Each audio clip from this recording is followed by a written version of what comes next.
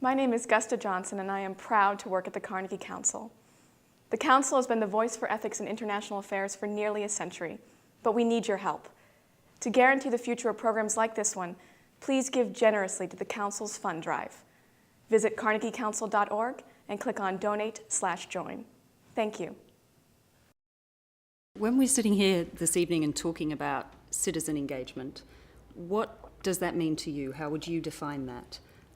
And how does it differ from, I suppose, traditional human rights elite, if you like, policy making and advocacy?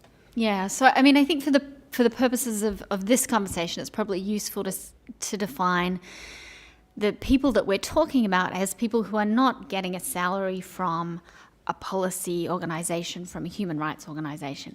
We're talking about the bulk of the people who have a job doing something completely different, who have family commitments, work commitments, and their advocacy is something that they're squeezing in their free time on a completely voluntary basis. And it's important to make that distinction between that kind of advocacy and your more traditional model, because it helps explain some of the risks that come up with it.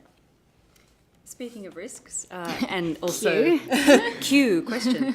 Speaking of risks, and also benefits. Actually, maybe we'll take benefits first. Yeah. What, in your view, through your analysis in the book, from your personal experience, what do you think really were the benefits of citizen engagement in this case? Because they were, as you've said, a lot of people really touted them as being a major a solution, if you like, and that was very much what Samantha Power had been advocating. But how do you see it?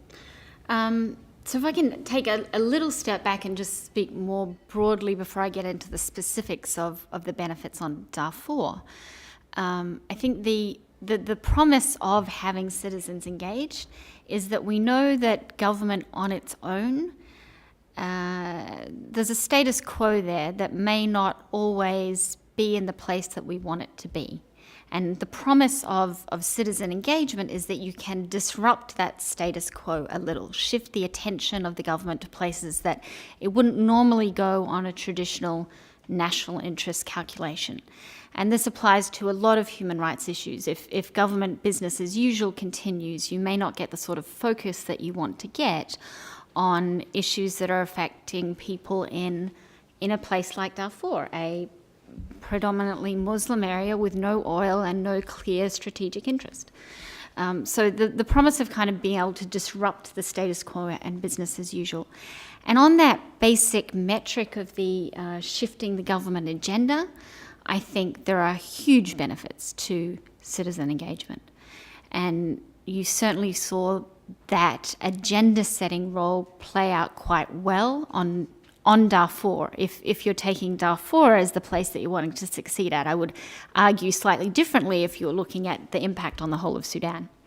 But in terms of specifics, things that they could do that, say, the elite model couldn't do was between 2005 and 2008, they got $2 billion worth of congressional appropriations for Darfur, which in context was second only to Iraq and Afghanistan, tenfold more than any other country in Africa. Now, that's not because Darfur, one region of Sudan, had tenfold greater needs than, say, the entirety of Congo. But what you found is there's a very different conversation that happens when you have a mass constituency backing up your claim.